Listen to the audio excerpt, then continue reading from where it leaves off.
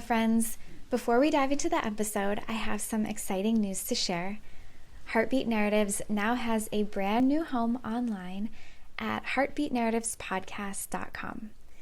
There you'll find more about the story behind the podcast, along with a listener survey, a guest interest form, and an email sign-up, so you can stay connected and never miss an episode. And if you've ever thought about sharing your own story of joy, I would love to hear from you. We're looking for stories from our islands, whether it's an obsession, a unique job or a career path, a love of a place, a love of Hawaii, or even couples who want to share their love story. From bakers to beekeepers, firefighters to librarians, let's keep learning from each other. This community also keeps growing because of you, and your feedback helps me shape where we go next. If you've been enjoying the interviews, the mini episodes, and my occasional solo reflections, it would mean so much to me if you could take a moment to rate and review Heartbeat Narratives on Spotify or Apple Podcasts. Your words help others find us, and I would love to keep these stories of joy flowing. As always, I'm thinking of you and hoping that you're thriving this November. Mahalo for listening. Hi everyone, welcome back to Heartbeat Narratives. I'm Molly and I'm hopping on to do a recap episode of everything that I've been up to. If you've listened to some of the previous episodes, you'll know that I've been traveling. I had the opportunity to do a silent meditation retreat in Big Bear, California.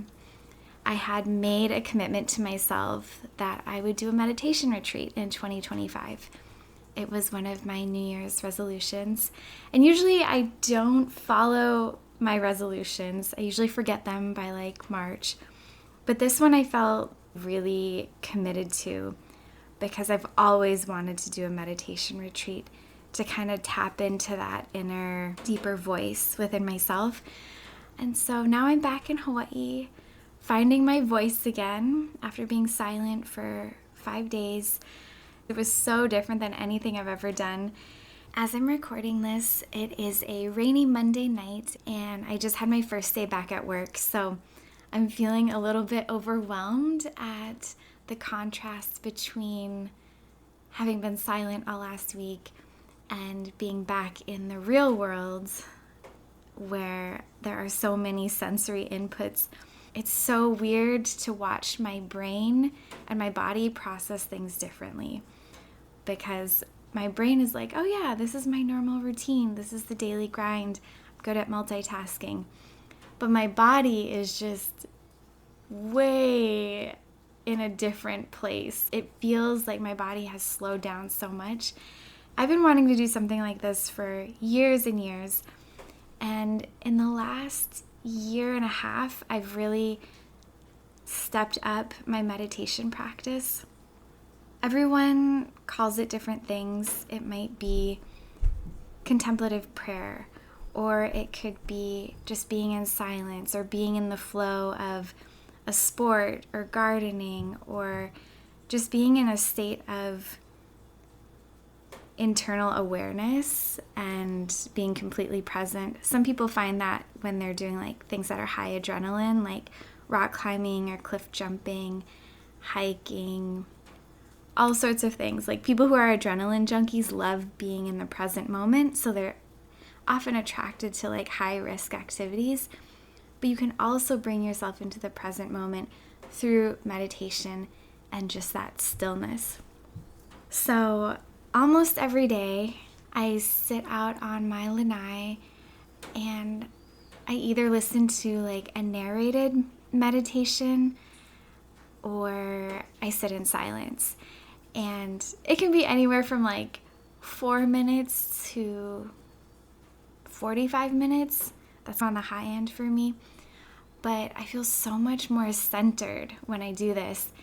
And it was not easy to start because I love checking off to-do lists, getting started with my day right away. But because I don't drink coffee, I think I need something that kind of like helps me focus and brings me inward. And so this has been my thing this year. Sometimes it takes the form of like a walking meditation, and sometimes it's going to yoga right away or doing other things that kind of get my body moving and get me in that mental flow. But anyway, that's a lot of backstory to say I went on a retreat. So I arrived at this retreat center in Big Bear, California, and immediately noticed that I was one of the younger participants. That was kind of interesting to me because I feel like this is so good for people in their 20s and 30s to do, but I think we're all so busy building our foundation for the rest of our lives that we don't step aside and do something that is truly a retreat. I found it really cool that there were a lot of older people who were either later on in their careers or had retired, going through life transitions. Just knowing that every single person, 35 or so of us, was able to step away for 5 days, use their vacation time, spend money to do this. And it was such a privilege for me to be able to do something like this at all, because I feel so much better after having done it. I think to give you a better sense of what it was like, I'll walk through the schedule. So we would start off in our cabins. Someone came around and rang a little bell around 6:15 a.m. You're waking up to this cute bell, and they're walking past each cabin, and got up, changed really fast, and then walked down to the sitting room. And then you meditate from 6:45 till about like 7:15, 7:20. And there was something so inviting and welcoming sitting on these maroon cushions.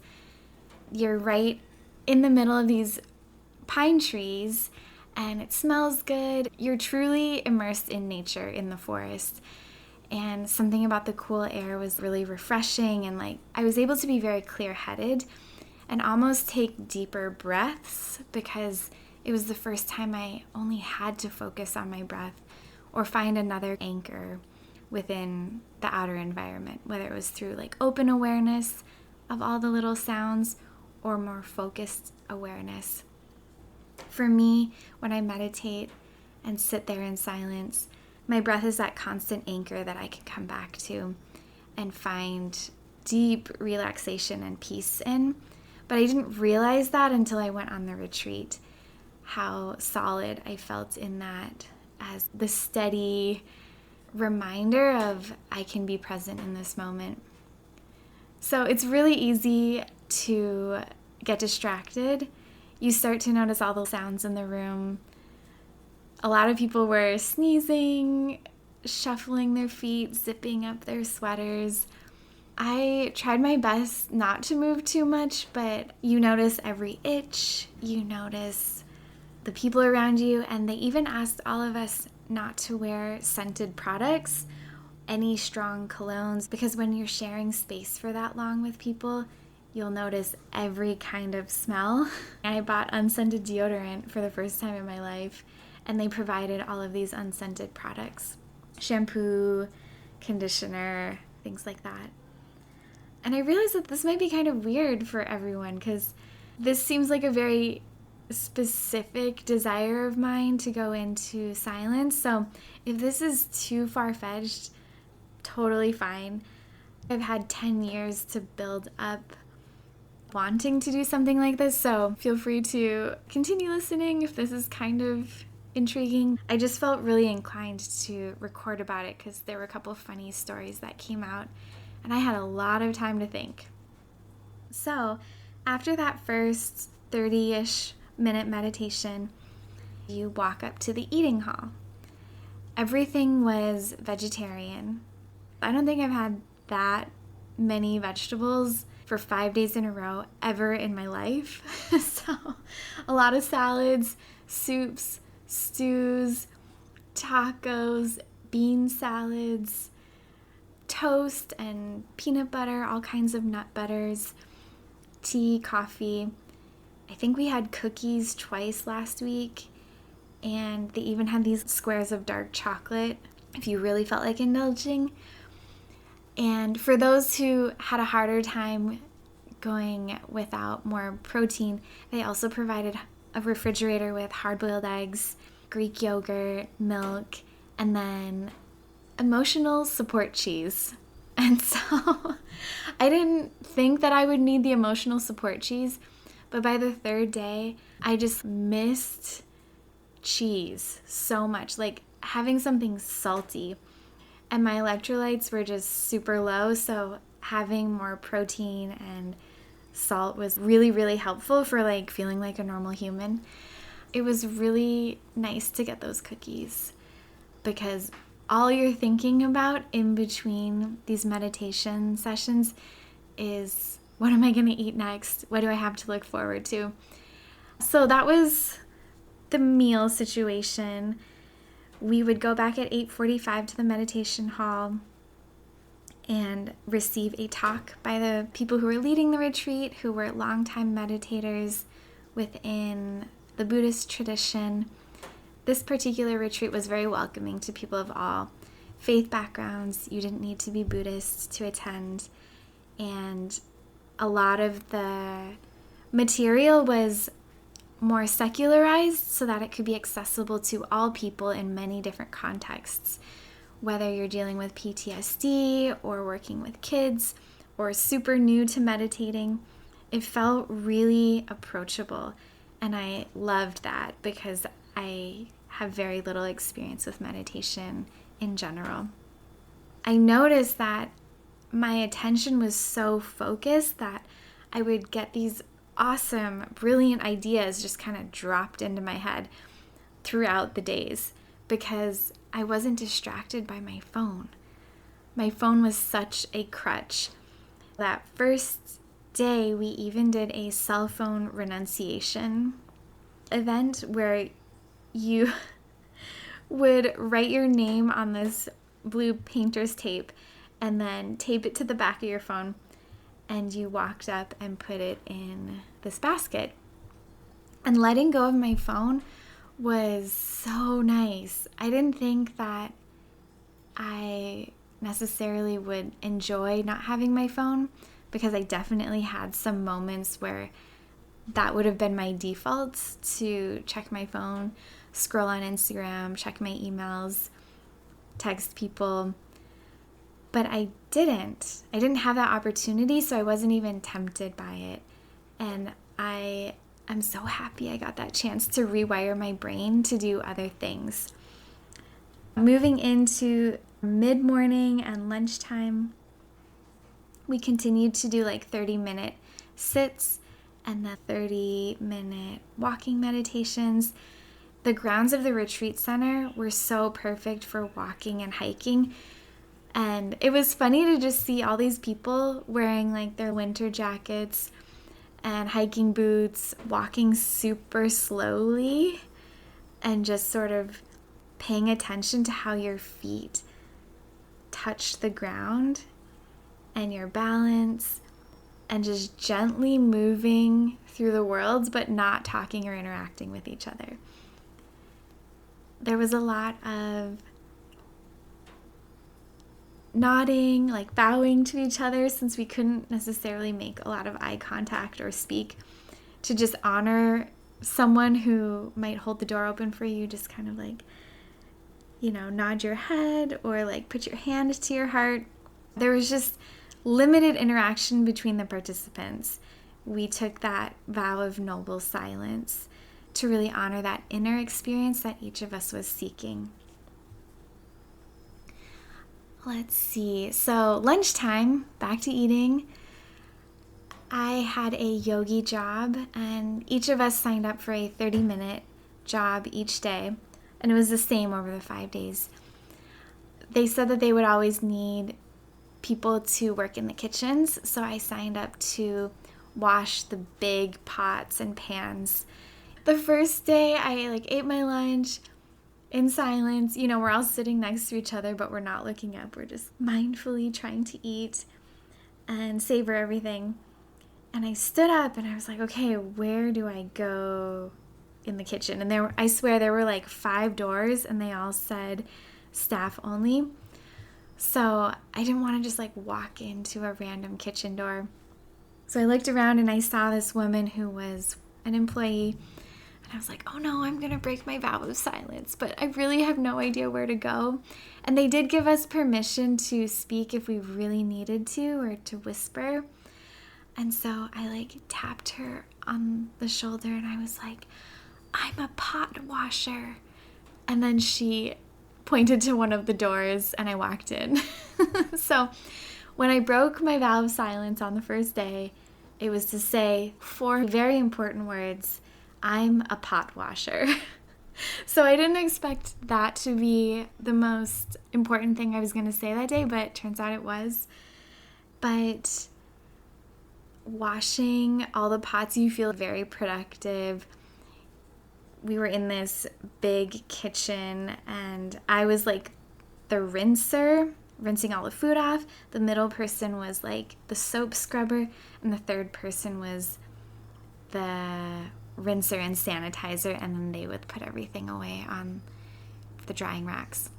We would rotate each day, and I remember on the second or third day, I was the washer, like the scrubber person, and we were in this really good workflow. We were like vibing, everything was moving really fast. We were trying to fit everything in 30 minutes, and then we got the muffin tins, and it was like 6 by 4, so 24 muffins in each tin, and everything was still like baked on, and so the water didn't really get it off, and then the rinser handed it to me, and I was like, oh my gosh, this is going to be such a bottleneck. So I was slowly scrubbing everything, and we were all just like, oh my gosh, this is going to be so slow. But I made eye contact with the woman next to me, and we just busted out laughing because it was going to take me so long to scrub every single circle. And it did. It took me like probably 10 minutes to scrub just one tin, and then there was a second one with another 24. So anyway, it was kind of funny to like laugh because it was such an honest human reaction, even though we were in silence and couldn't really talk about it. A few thumbs up between us when we were all done. And then moving into the afternoon, I mean, this was like very similar each day, so there was something about the routine and moving forward that really kept you going, and that predictability was almost a comfort. That first day in the afternoon, we had some downtime, and I went back to my cabin, and I just had no idea what to do. I had like a full-on panic moment because I didn't know how to use that downtime without something scheduled as a group, without my phone, without my laptop. I had nothing. So I was just kind of freaked out by the fact that I would be bored. I swear the last time I felt that way, I was a kid, but I wasn't panicked by it because when you're a kid, you have the option to play and be outside and just be totally distracted and have fun with your friends and your siblings. But even back then when I was a kid, we didn't have cell phones yet, so it wasn't even on my radar. But now, having such a dependency on technology, it was such a weird feeling. I think the first 10 minutes I looked out the window at all the glistening pine trees in the wind, and then I did some stretches, and then I did gua sha, that like facial roller tool. If you don't know what gua sha is, I think a lot of the ladies would know, but it's this way of like bringing circulation into your face by using like a roller or this little flat tool that you brush on different parts of your face. I'm not doing a great job of explaining this, but it's very relaxing and brightens up your skin. It's part of many people's skincare routine. But yeah, I did gua sha for like way too long. And then I went and sat out on the porch for a while and just looked up at the sky. We also had qigong, which is a practice of energy movement and bringing energy into the body through various slow movements of your arms and your hands and your legs and breathing. We had yoga every day for about 45 minutes and also had talks at like 4 p.m. and then again at 8 p.m. Each day it was like 2 to 4 hours of meditating, not in a row. 3 talks by the women leading the retreat, and then a lot of movement. And I'm really, really proud of myself because I normally don't do things alone, but I went hiking by myself every single day. And that was a new experience for me because there is part of me that has this deeply ingrained fear of being like kidnapped on a hike. And I think it's just something about being a very small person and feeling physically vulnerable and being in like the dark woods. But every day I went on a hike for at least 45 minutes through the forest, nobody else around. I must say, hiking in Hawaii is a lot more exciting because it's lush and green and there's usually some kind of destination like a waterfall or an ocean vista, and you really feel like you're going somewhere. And California is beautiful, but it just felt like I was walking in someone's backyard for a very, very long time. Another significant thing that I noticed was by the middle of the retreat, around day 3, my emotions started to rise and they felt like they were just below the surface of how I was interacting with the world. And so I was feeling really, really tender and just very teary. It was so nice to have that vulnerability and being in that space because it opened up my mind and my heart to new ideas. Days 4 and 5, I felt a lot more clear-headed, more centered. And so now, being a few days out of the retreat, I feel like I have space to process, emotions to process, new perspectives.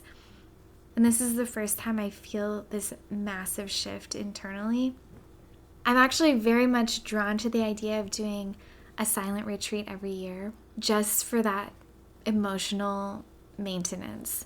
Have that time to process life. And I also had this realization that we can do this without going on an actual silent retreat. You can meditate in so many different ways, whether it's camping for a few days by yourself, or just having a weekend where you unplug from all technology, stay home and do projects around the house. There's so many ways to tap into that inner silence, and that's when you have the space to just receive. One of the cool images that came to me was when I was sitting on this cushion for so many hours a day. I just imagined my head as like having like a big bowl on top. And my only job is to focus on my breath over and over and over again, even though I'm having all these distracting thoughts and to-do lists. But to leave that bowl there so that new ideas and words and realizations can be dropped in by spirit, by source, by God, whatever it is that you feel you commune with, that you have that portal to receive it. And it was just really special. I didn't have any epiphany moments, but I definitely had moments of like receiving words where I would be holding on to this idea or this feeling or a pattern that I have in my life, and I just got the word soften. And when I felt that word and I saw the word like written in my mind's eye, my whole body relaxed. Even the knots in my back softened this week, which was the most unexpected thing. especially since you're sitting in one position for so long. Another thing that people have noticed when they go on silent retreats is you become intensely curious about everyone else around you because there's nothing else to focus on. You start to write stories about them in your own mind, where they're from, what kind of job they have, why they're there. Every single person is choosing to do this kind of crazy thing. We're all there seeking something. The journalist within me and the podcaster within me wanted so badly to know every single person's story. Because for Heartbeat Narratives, I'm always like, how do we build empathy when we don't know everybody's stories? How do we connect on a human level to all the people we come in contact with? So we should ask them, who are you? Where are you from? But in this particular setting where you're not allowed to talk to each other, you're respecting each other's silence, I just had to naturally let go of my desire to know everything about them. And at the root of it, just give them empathy no matter what, because they were choosing to be there for some very important reason. The same way I was choosing to be there to give myself space to process. That was like a really big realization, was not every story needs to be documented. I can just honor who they are, and that's it. And that's enough.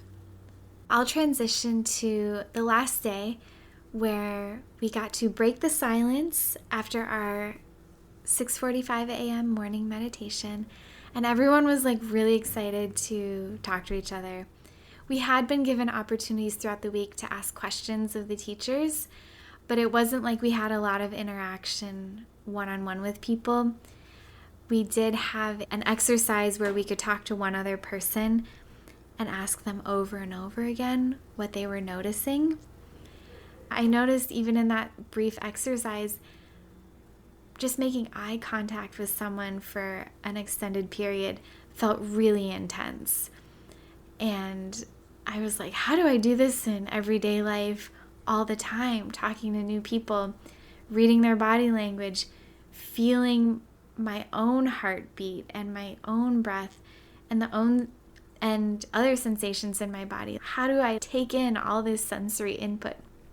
So the final day, we broke the silence. A bunch of us ate breakfast together and exchanged emails and learned about what everybody did and where they were from. A lot of us had already been memorizing other people's names throughout the week because you don't have anything else to think about. So I knew at least like 10 or 15 people's names and made a point to say their name because it felt so good to finally acknowledge other people and have them smile at you. I had some really awesome conversations with people who did all types of work, from being lawyers to being students, working in conservation, people who sat on boards of nonprofits here in Hawaii, people who had family in Hawaii. It was just so nice to finally connect and break up the intensity a little bit, because you do form impressions about people. So it was nice to break that ice and be like, oh, okay, this is just a normal person who, even though they didn't hold the door open for me, I shouldn't take it personally. They're a kindergarten teacher and they're here because they're processing their daughter going away to college. You start to fill in the gaps in those stories that you made up in your mind. A few of us drove back to LA together, and we decided to stop at a diner for lunch. That was like the first interaction being in traffic again. And so we parked the car, went into this cute diner, still in Big Bear, walked in, see people, other humans, received menus, sat at a table, and I had this like crazy kind of panic attack feeling of like, oh my gosh, there's way too much sensory input. My whole body was shaking, and we had to actually talk each other through, like, okay, connect with your breath, feel your feet on the ground, touch the table. I just had no idea that my brain could register that I'm back in normal life, but my body wasn't ready to be back in normal life. Just having that body awareness and being super tapped into that was also a big realization that our bodies tell us things. Our na'au, or our gut, our center of intuition in Hawaiian, is so spot on, but we oftentimes disregard our gut reactions to things. Now that I'm back and at work, today was a bit of a trip.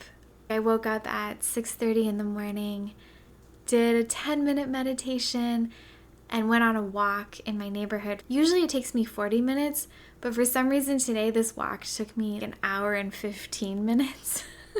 I'm just super slow now. Like, everything is so slow. My brain is working slower. Writing emails today took me 15 minutes each for like very simple emails, and driving to work felt so long. And I think probably because I was driving a little bit slower and more cautiously, because I know that my brain is on overdrive at the moment. Thank you so much for allowing me to debrief this incredible experience. Yeah, it's a little out there. Maybe it'll inspire you to dive into your own quiet, contemplative practice. I think from now on, I'm going to try to do this every year, doing something where I can just tap into that inner voice, that inner silence. So, mahalo for listening. It's been a privilege to do this podcast with you, and I will catch you on the next episode. Take care.